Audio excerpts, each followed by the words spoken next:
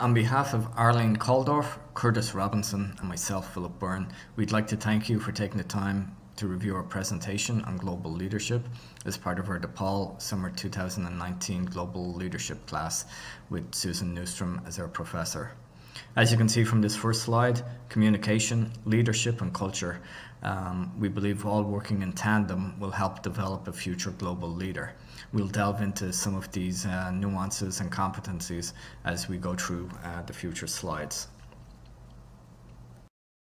Conference, and we would each one of us would choose 5 characteristics from each module.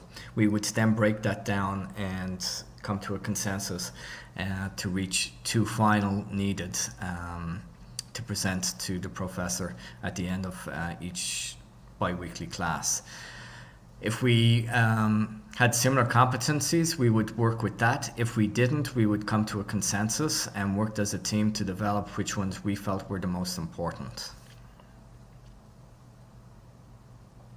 We used Zoom conferences, as I mentioned, as well as texting, emails, telephone calls when needed, and we were all able to meet the desired results to get the tasks completed.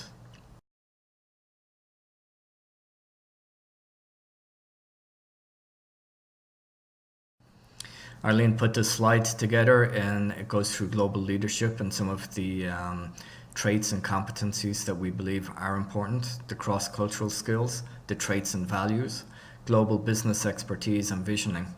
And I'm not going to go through all of these competencies, but as you can see, some of these are extremely important. Communication, and communication doesn't mean just being the talker all the time. You also have to have good listening skills. So it's not all about you taking the leadership and strategizing and putting your details forward, but you also have to have good listening skills and be able to adapt to some of the nuances that you're going to get answers on. Conflict resolution, being professional in your approach, being able to listen, being able to have an open mind, being able to understand the circumstances of the local culture that may not give you the answers that you like, but you need to be aware of what the details are behind those answers. Style switching, which is a favorite of mine, and being able to take a step back and analyze the situation and maybe realize that the answers you're getting are because of things that are out of your control and out of control at the local level. Having a vision and being able to strategize that vision is also a great trait as a global leader. And being able to portray that vision and strategy with your team members to ensure they understand what the vision is, what the strategy is, and what the goals are. That's extremely important. And the next number of slides, we're going to just go through what we believe were some of the takeaways from modules that we reviewed. Modules 1 and 2, basically awareness of self and being able to understand your own cultural identity before you actually delve into other cultural identities.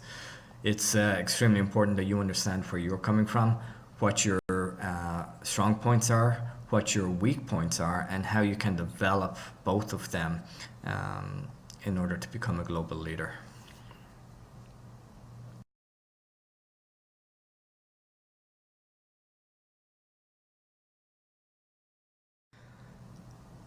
In modules 3 and 4, we delve into understanding the cultural context and other ways of knowing.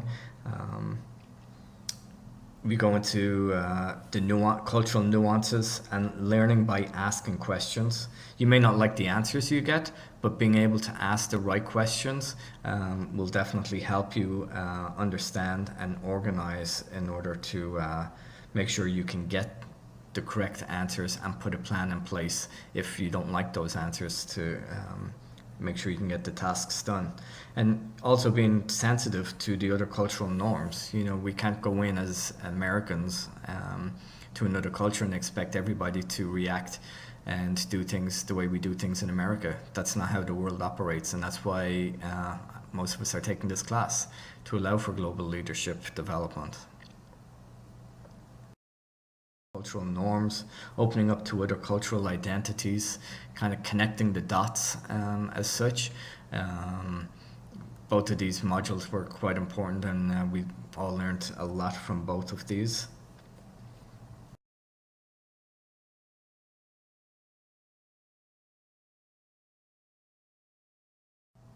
As you go into modules 7 and 8, we further reviewed behavioral aspects and developing of the global mindset, and what authentic leaders know and do. And then developing, as I mentioned, the global mindset, the first three connectors: knowledge, understanding, context, and emotional connection. All of these create the possibility for transforming cognition and attitude into observable behaviors.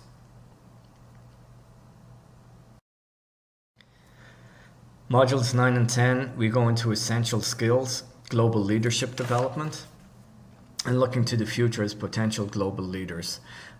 Both of these modules, again, were quite informative. I believe we all took quite a bit from this. As a group, we actually did have some differences of opinions on some of the competencies, but overall, we worked well together in order to create and participate and provide the final two competencies as part of our final paper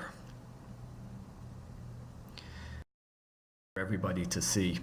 Arlene is very much a hands-on, take charge person. I have to say she was always on top of her game. We'd be lost without her. She was definitely had some great leadership skills.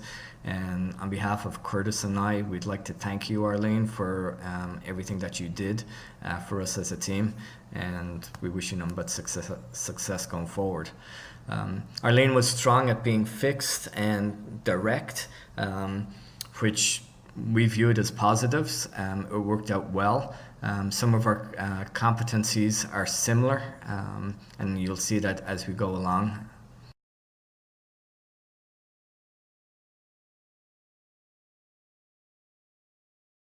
I myself am strong at fixed and direct as such. I do believe in teamwork. As this slide shows, there's no I in team. I do believe in we and not I. And what I learned out of this class was more to do with style switching, which, both on a personal and professional basis, I have actually been using over the course of this class. So, I am taking a step back. I am, trying to analyze the situation and realize that, some things are out of people's control, and that not everything is black and white, that there is a gray in between. So I've definitely learned from that. And this was great for our class. He definitely brought a lot of style to our meetings, and a lot of great ideas. And, he provided a professional approach to ensure that all our assignments were top-notch going into Susan. So on behalf of Arlene and I, we'd definitely like to thank Curtis for everything he brought to the table. It was great to work with Curtis during this class, and Arlene. All three of us, Arlene, Curtis, and myself, come from three very different cultural backgrounds. However, our COIs were similar in certain cases, and we worked well to overcome the obstacles that we faced, although we didn't have many.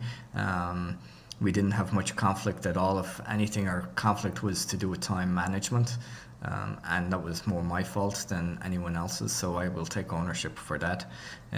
We had a great experience. I'd like to thank my team members, again, Arlene and Curtis, for everything that you did.